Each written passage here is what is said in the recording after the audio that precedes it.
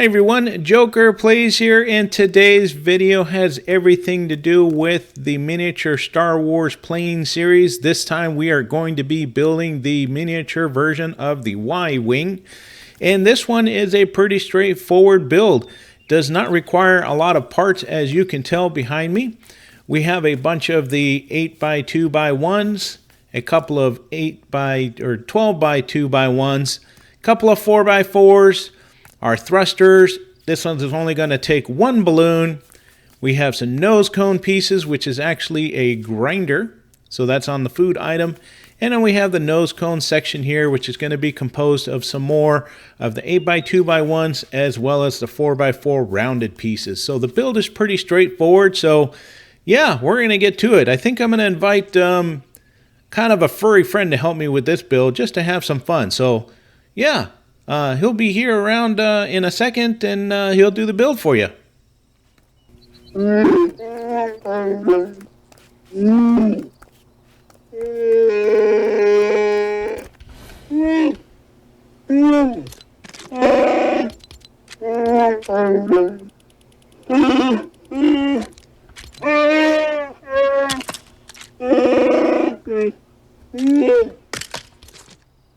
Well, that didn't go over well, did it? I didn't kind of think that one through. That was my bad.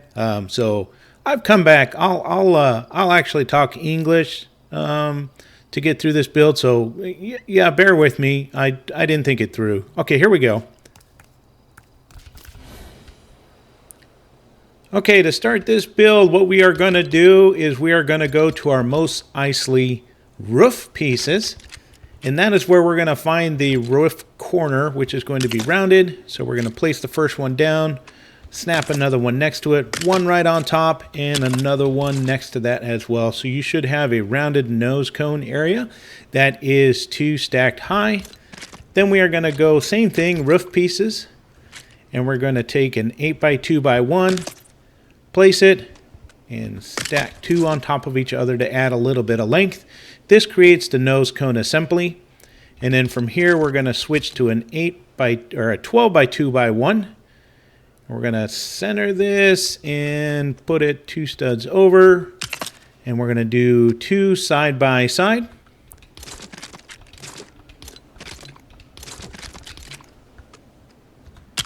And there we go. So we got 2 side by side, and now we're going to place another 8x2x1 on top. This is going to create the second half of our fuselage area. So we should have a 4x4 void here, which is where we're going to go ahead and put our medium seat in place. So now that is in place. That is good to go. And then we're going to come over here and start on the sides.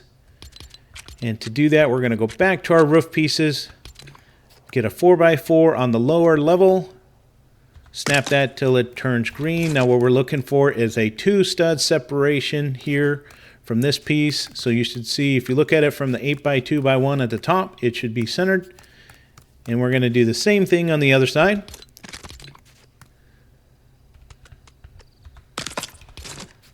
And that is now in place. Now from here, we're going to go ahead and add another 8x2x1 on the end. So first we're going to do snap it and then slide it back 1 stud.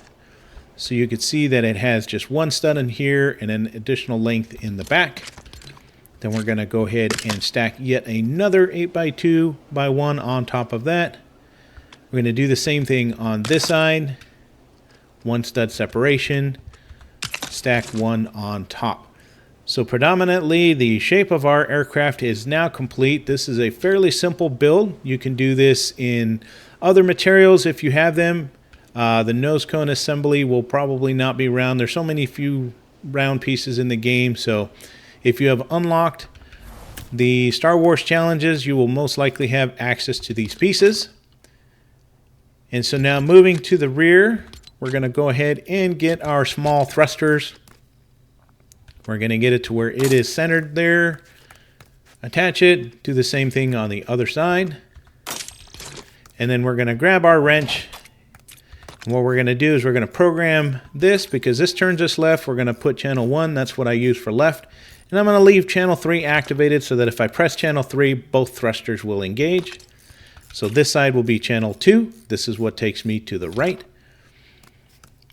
And our thrusters are now programmed. And then for simplicity's sake, what I will do now is I'm going to go to the most isolated fence pieces. And I'm going to go ahead and add one piece here. And what that's going to do is it's going to help the plane land but stay tilted. There is a possibility that if you land this flat on flat ground in your world, that this plane will phase and get stuck. So if you add this one little fence piece, it will not do that. So that's kind of a safety measure. All right, everybody, I am back, and it is now daytime, so we are going to put on our nose cones. And in order to do our nose cones, we are going to have to do a little bit of trickery with some pieces. So I'm going to start by go ahead and putting on a sacrificial piece that will sit flush to this nose cone area. So I'm going to do the same thing on the other side as well. And since I'm already on this side, what I'm going to do is I'm going to use a thruster to be able to rotate a piece. And so for that, I'm going to select a small thruster. Reason being is because that will self-center on that piece. And then I'm going to shift it over 3 studs so that there's a little bit of gap for reference. And then here's where I'm going to go in and select under food items. It's going to be the Tatooine herb grinder. This, if you want, you can use the blue milk bottle. This is just a little bit more fragile, but if you use the Tatooine herb grinder, because it's made out of sandstone, it is pretty durable and will not break. So I'm just going to kind of aim at the thruster. You'll see that it rotates forward.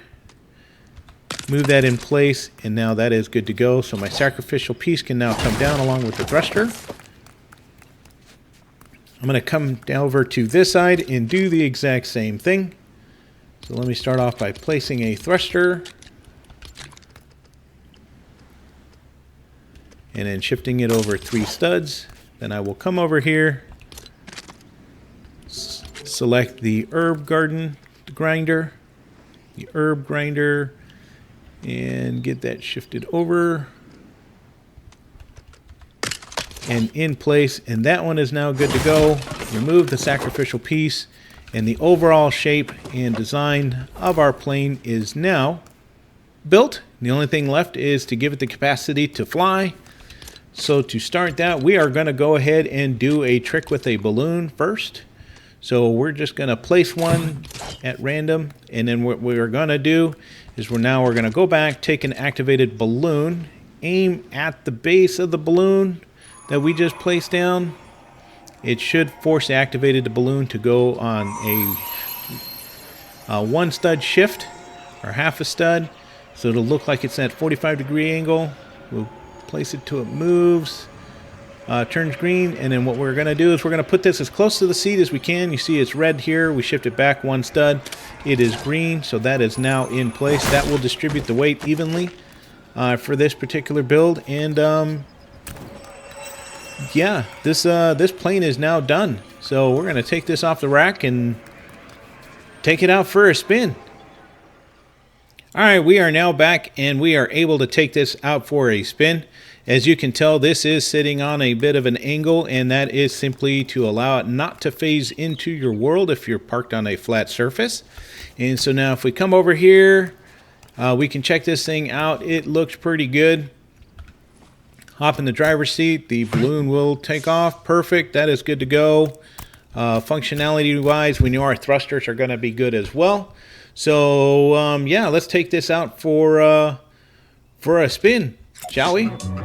Oh yeah, that's what I'm talking about. All right, everyone, we are now flying this thing, and it is flying absolutely wonderful. The single balloon was done on purpose because it allows us to fly closer to the ground.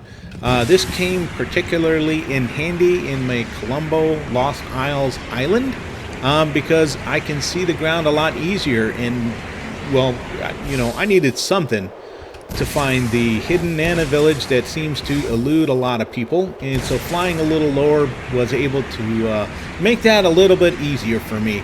If you want to switch this to 2 balloons, it does go incredibly high at that point, but it does fly well. So when I engage number 3, both thrusters do engage. If I were to do 2, it'll go one direction, 1 it'll go the other direction. So that's how you turn with this. It is simple to fly. It is also very durable, so if I wanted to just from at this distance just fall out of the sky, everything else will break, but everything on the aircraft will remain intact. And so that's one of the best parts of this aircraft. If you wanted to make some additional upgrades, you say, hey, I want some storage, that's okay too. Let me show you what to do there. What you're going to do is you're going to take a couple of these crates, put one in that direction, come over here, put one right here, and what that's going to do, it's going to go ahead and balance the weight for you once again. So once you take off, you will have a little bit of storage on this little aircraft as well. So if you are looking to find something that roams around, you're good to go. I will tell you on the Lost Isles Island that this aircraft does fly a little higher. More information to come on that related to the physics between the regular islands and Lost Isles. So one of the other great features of this plane is that because it is so durable, it does have the ability to just fly around and travel on the ground, hit everything in its path, and still not break. So, I mean, you can't go wrong with that. Alright everybody, Joker Plays here again, just wanting to take a quick moment to thank each and every one of you for taking the time and watching the video. If you have enjoyed the video, please don't forget to hit that like button and subscribe. And also, don't forget to check out the other videos that both Abide Guy and I have been working on as part of this series. So a link to his channel is attached in the description of this video. And by the way, YouTube thinks that you're going to enjoy the video that you see pop up on your screen. So if you have a moment, please go ahead and check that one out as well. So until next time, don't forget to keep gaming in your crosshairs.